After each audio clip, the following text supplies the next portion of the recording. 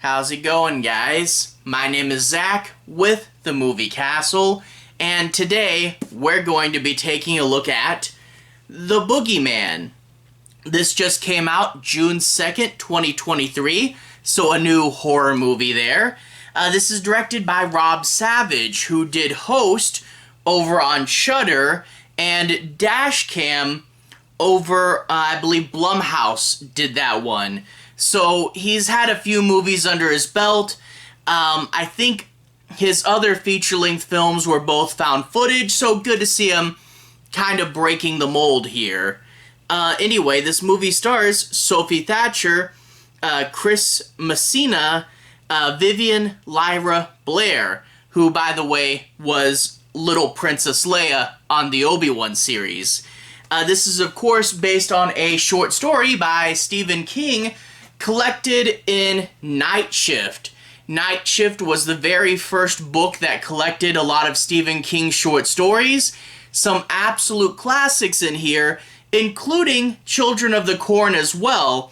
I do love this cover for Night Shift. This is my favorite. It's significantly better than the official hardcover release for this, and what I wouldn't give to get this image printed on a hardcover. That would be great. But anyway, definitely a great collection of short stories. Read it if you haven't. I definitely would recommend it. Anyway, this movie I was kind of excited for. It's a Stephen King movie, so of course that's going to put it on my radar.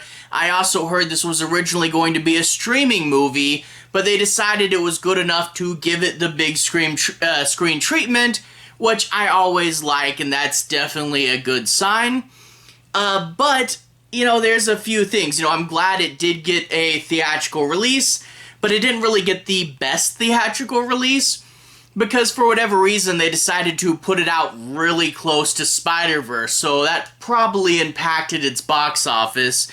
And also the trailers were okay, but to be honest, after watching the trailers, what I remembered most about it was this was the movie with that glowing ball moon toy thing, which, probably want to remember the scares more. I don't know, the trailers just made it look kind of generic, but still decent, which is actually probably a fair representation of the movie.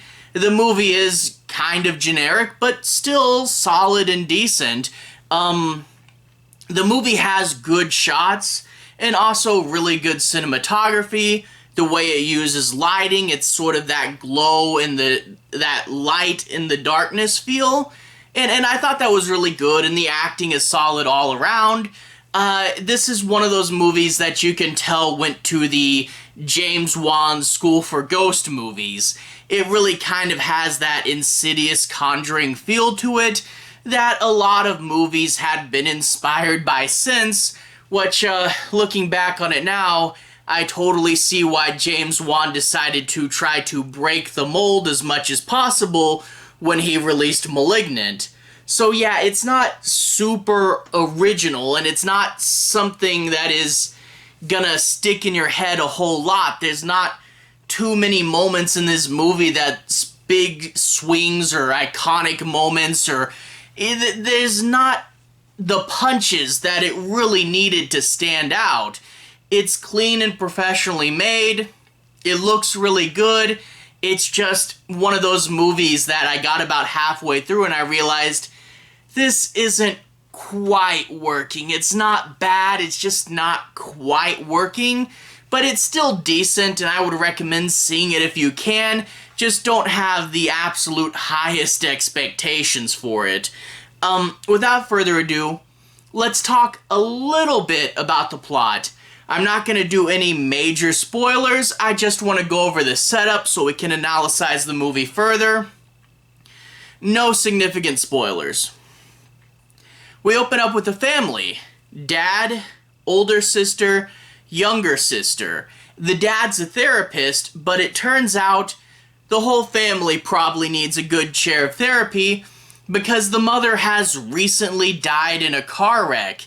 it's implied that it happened maybe a month before the movie, I think. The daughter's been out of school, and at the start of the movie, she's just going back to school for like her first day, you know? So it's a super recent wound, and the family is hurting. The father runs the therapy out of his own house, and one day while the kids are at school, he gets an unscheduled visit. A guy walks in off the street and says, "I have to tell you my story." Turns out he had 3 kids, but all 3 of his kids got eaten by the boogeyman, and now he blames himself and he's all depressed. I mean, as you would be. And overall, this little interview segment, that's the entirety of the short story. The short story is just this interview, and it expands on what happened in the past, you know, kind of using that as a framing mechanism. And overall, I get, you know, having this part of the story set in the past, shifting the movie version, because you have to expand for a movie, into something that's happening in the present and making it, you know, about the therapist and his family instead. I mean, I get that from a structural standpoint. It's still kind of sad that the actual Stephen King adaptation of this movie is really only in this small little chunk, and they take away a large portion of the original short story's theme. A large part of the original short story version of Boogeyman was this father talking about how he thought he needed his kids to toughen up, and in turn, that attitude towards parenting caused him not to see that they were having legitimate trouble with the boogeyman and that he needed to step in and be more of a father.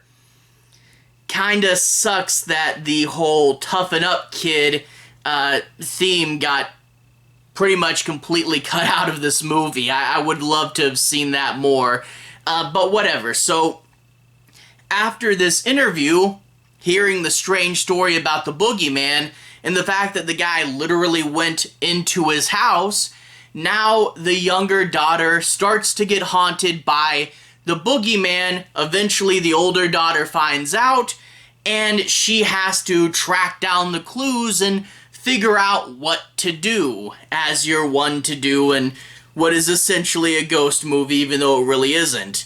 Overall, start off with the pros. As I said earlier, shot choice is really good in this movie. It opens up with a really dark oneer that sets the tone, panning around this kid's room, hearing something creepy come out of the closet, but the camera doesn't always show us what we're concerned and want to see, and kind of holding on something else while we hear something creepy going on outside of our vision. It works really well. And then, like in the trailer, there's the shot where she looks under the bed and the whole camera does a 180 to follow her. There are some nice shots in here, and it does look really good. That whole glowing light in the darkness, it looks really good. And plus, the boogeyman doesn't like light. It likes to hide in the shadows. So you do get a few scenes that play with that. You know, I'm in the kitchen alone, boogeyman's in the darkness, open the fridge, scare the boogeyman away with that light. Not quite lights out, but it does play with the concept. There's also the girl will roll her glowing light in front of her to kind of check for the boogeyman. You know, some good ideas. And yes, I am aware, the rolling the ball, probably a bit of a reference to The Shining. And yes, I did see the house numbers were 217 and 19. There are some Stephen King references in here. But anyway, so there's some good ideas with the light. And overall, you know, the cinematography, the acting, the lighting, it's all done really clean and professional. But that being said, nothing really stood out. And me being an 80s horror fan, I do like when movies get a little goofier, you know? And I feel like nowadays, everything's taught so well. We have so much more resources at our disposal. I feel a lot of studios really value the clean and professionalism, but I want to illustrate. One of the things I remember most about this movie is a really goofy moment where out of nowhere, basically, the little girl comes running out and kicks someone and they fall to the ground. It's a hilarious out of nowhere scene, which is a little goofy, but it's one of the moments of this film that stuck in my head. And I do feel that we are entering in an age where things are getting better and better, but also causing things to simultaneously be worse because, you know, there has to be an element where things are natural and human and don't quite work, and I feel that we don't understand the value of flaws, but I'm getting on a little bit of a soapbox. Other cons, reasons why this movie doesn't work.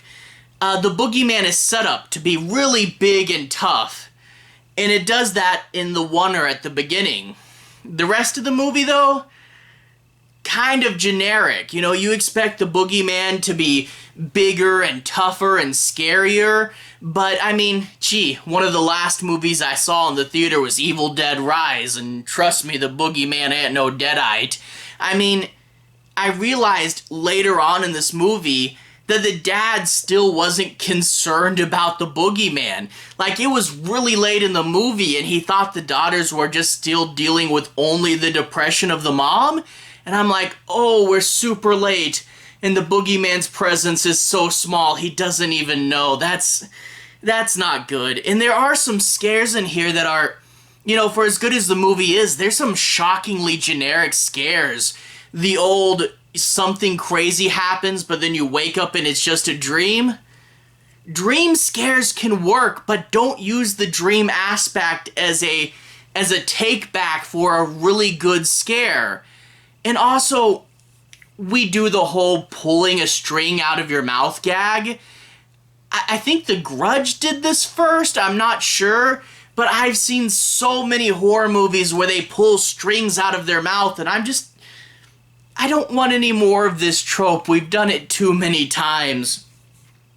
But anyway, another thing with the Boogeyman himself, his character balance. There's part of the Boogeyman that wants to be the more legend that the children tell, a little bit goofier, a little bit more folklore. He hides in your closet, he hides under your bed. But the movie also kind of wants to make the Boogeyman a little bit like Pennywise, where he's an ancient evil that's been feeding on humanity for all time. And these two aspects of the Boogeyman do not work well together. It's like he's this big ancient evil and likes to hide in your closet. Kind of clashes. And also, when you do get to see the Boogeyman just a little bit, he is the most generic horror movie monster. You know, thin monster with creepy skin. You basically know by that little bit of a description what the Boogeyman looks like. We've seen this monster in so many horror movies, and I just wish he had something behind him that made him look cooler. And I don't want to spoil too much, but the movie does devolve by the end of it. He's this big agent evil, and we're just gonna go get in a physical altercation with him and whack him with a hockey stick? That's not how you defeat eldritch horror, okay? Like, I don't know what was up with that, you know? And also, as people have pointed out, the ending of this movie is kind of dark and hard to see, which does make me glad it got released onto theaters, because Hollywood, you don't know this, our TVs aren't as great as you think, okay? And also, other than the Boogeyman, just a few quick little things as well. The acting and the characters are good, but they don't quite get that family element. You know, there's a few scenes where it's like, hey, we're having a family scene now, and it's quite clearly that those are dropped in, but not spread all the way through. One of these things that these Conjuring-like movies never quite get right, look at the Conjuring movies, the first two, and just see how good the family dynamic is. That's what you gotta nail, and it just feels like these were dropped in. And also her friends. She has like a best friend and a few auxiliary friends, and oh man, does the movie forget that these were ever characters. And they'll just come in and be like, hey, you need to spend more time with your friends. We're something important in your life. And she's like, oh yeah, my best friend who I never talked to. Drive me somewhere, I need your car. And I'm betting that there's a bunch more deleted scenes with these best friends because boy do they pop up out of nowhere. So overall, it's okay. It's just one of those movies that what it had going for it was so solid. The fact that it wasn't super scary and didn't get big enough and didn't have any of those big splash moments, it was just kind of sad seeing what it could have been. It's still a good enough movie and I would recommend it, and I feel like I may have griped a little bit too long. It is a good movie, but it really could have been better and it just needed those punches. Anyway, to everyone who's watched so far, thank you for watching. To everyone who's liked and subscribed, thank you. You really are helping the channel out. I'll leave a relevant playlist on the bottom. This should be my 2023 playlist where you can see movies I've talked about this year. Scream 6, Renfield, a lot of stuff has come out. Evil Dead Rise. If you want to see me talk about other movies from this year, you can click right here. Anyway, have a good day. I'll see you guys again very, very soon. Relevant playlist on the bottom. Have a good day now.